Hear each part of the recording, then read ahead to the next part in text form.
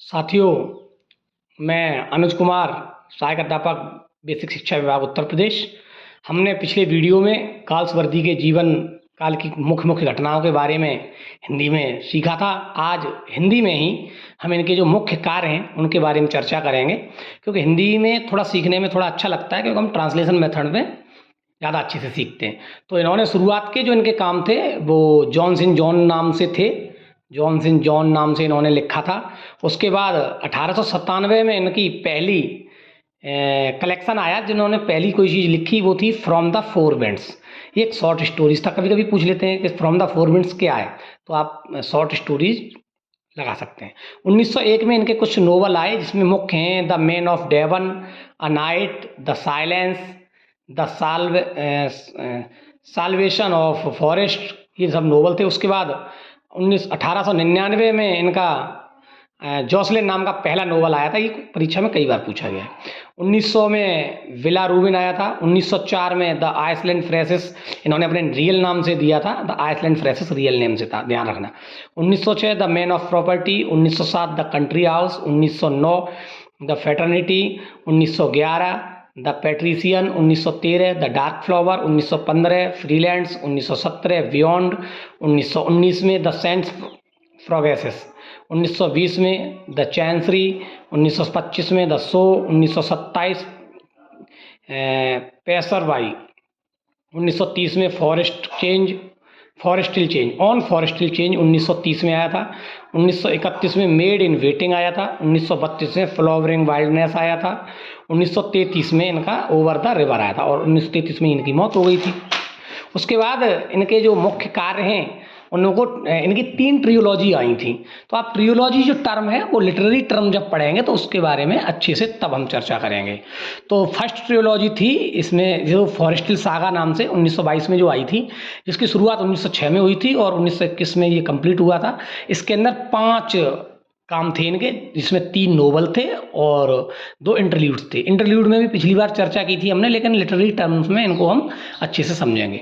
1906 में इन्होंने man of property लिखा था, जो एक नोवेल था। उसके बाद में Indian summer of the forest, ये एक इनका मास्टरपीस काम था, ये इंटरल्यूड था। और द इन चैंसरी, ये एक नोवेल है। अवेकिंग एक इंटरल्यूड है, और टू लेट एक नोवेल है। तो 5 इनके कामों से मिलकर के एक फर्स्ट ट्रियोलॉजी थी। सेकंड ट्रियोलॉजी इसी का नेक्स्ट सीक्वल था, जो 1924 से 1928 के बीच में आया था। इसमें भी 5 इनके काम हैं, जो 3 नोवेल हैं और 2 इंटरल्यूड हैं। तो द वाइट मंकी एक नोवेल है, द साइलेंट वूइंग इंटरल्यूड है, द सिल्वर स्पून नोवेल है, और द पेसर्स वाई इंटरल्यूड है, द स्वान सॉन्ग नोवेल है। थर्ड ट्रियोलॉजी जो आई थी, जिसे एंड ऑफ द चैप्टर बोला गया था, इसमें 3 ही इनके काम हैं, made in waiting, flowering and wildness, और over the river. Over the river का दूसरा नाम है वन मोर रिवर। उसके बाद ये जो तीनों ट्रियोलॉजी थी, इन तीनों ट्रियोलॉजी को हमने एक टाइटल दिया था कुछ लोगों ने मिलके, इन द फॉरेस्ट क्रॉनिकल्स नाम से ये प्रकाशित की गई थी। तीनों ट्रियोलॉजी को इकट्ठा कलेक्टिव टाइटल दिया था इनको। और 1994 में एक डॉसन नाम के एक राइटर आए थे, इन्होंने इनका एक सीक्वल लिखा था फॉरेस्टल कॉल्ड के लिए, द फॉरेस्टल द सागा कंटिन्यूज, इन्होंने लिखा था। उसके बाद इनके कुछ मुख्य प्ले हैं, जिनमें एक फर्स्ट प्ले था द सिल्वर बॉक्स, इनका पहला प्ले है, जो 1906 में आया था। 1907 में इनका द जॉय और द कंट्री हाउस आया था। 1909 में स्ट्राइफ आया था। 1910 में जस्टिस आया था। 1912 में द पीजन और द एल्डेस्ट सन आया था। 1913 में द फगेटिव आया था। और 1914 में द मॉब और ए बिट ऑफ लव, ये 1914 में आए थे। 1917 में द फाउंडेशन आया था। 1920 में ए स्किन गेम आया था। और 1921 में इनके 6 शॉर्ट प्ले आए थे, जो 1 एक्ट प्ले थे, जिसमें मुख्य है the first and the last, एक है फर्स्ट एंड द लास्ट के बाद है the little man, half mark, A strife, little defeat, ऐसे करके 6 थे। 1922 में विंडोज़ और फैमिली मैन और लॉयल्टीज, इनके 3 प्ले आए थे। 1924 में द फॉरेस्ट आया था। 1926 में एस्केप, और 1929 में एक्जिलेड आया था। और द रूफ 1929 में आया था। और 1935 इनकी डेथ के बाद अगर कोई प्ले आया, ये क्वेश्चन पूछ लेते हैं कि इनकी डेथ के बाद कौन सा आया था, तो द विंटर गार्डन। अब इनने कुछ पोएम्स लिखी थी, वैसे तो इन्होंने 100 के आसपास पोएम लिखी हैं, लेकिन इनकी जो मुख्य पोएम्स हैं एक 1912 में आई थी मूड और सॉन्ग एंड डॉगर्स, और 1921 में the wells of the peace, 1926 में वर्सेस ओल्ड एंड न्यूज़, ये 1926 में आई थी। ऐसे कई सारी पोएम्स हैं। उसके बाद ये गाल्सवर्दी ने जितने भी अपने प्ले लिखे हैं इनको 5 भागों में बांटा गया है। तो जो पहला पार्ट है जिसका नाम दिया गया सोशल इनजस्टिस इन सोसाइटी, तो इसके सोशल इनजस्टिस इन सोसाइटी इनके जिन जिन प्ले में दिखाया गया है उसमें the silver box, justice, escape और the forest, a drama in 4 acts और द शो, ये सोशल इंजस्टिस से संबंधित हैं।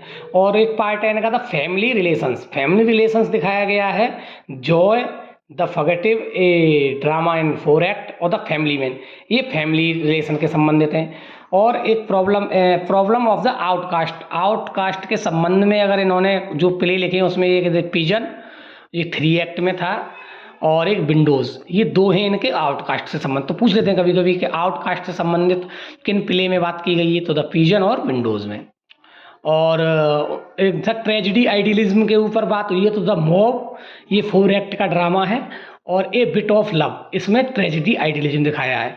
और लास्ट में इनका एक 5वां जो भाग किया गया है वो कास्ट फीलिंग, कास्ट फीलिंग किस किस में दिखाई देती है, तो लॉयल्टीज़, ये ड्रामा इन 3 एक्ट, ये 3 एक्ट का ड्रामा है लॉयल्टीज़, और स्ट्राइफ, ये ड्रामा इन 3 एक्ट, स्ट्राइफ भी 3 एक्ट का ड्रामा है जो 1907 में आया था, और द स्किन गेम, ये ट्रेजिडी कॉमेडी है, ये ट्रेजिडी कॉमेडी है स्किन गेम, इसमें कास्ट फीलिंग की बात की। तो साथियों आज हमने इनके जो मुख्य मुख्य कार्य हैं उन पे बात की है, आशा करते हैं ये आपको किसी न किसी तरीके से मदद करेंगे। धन्यवाद।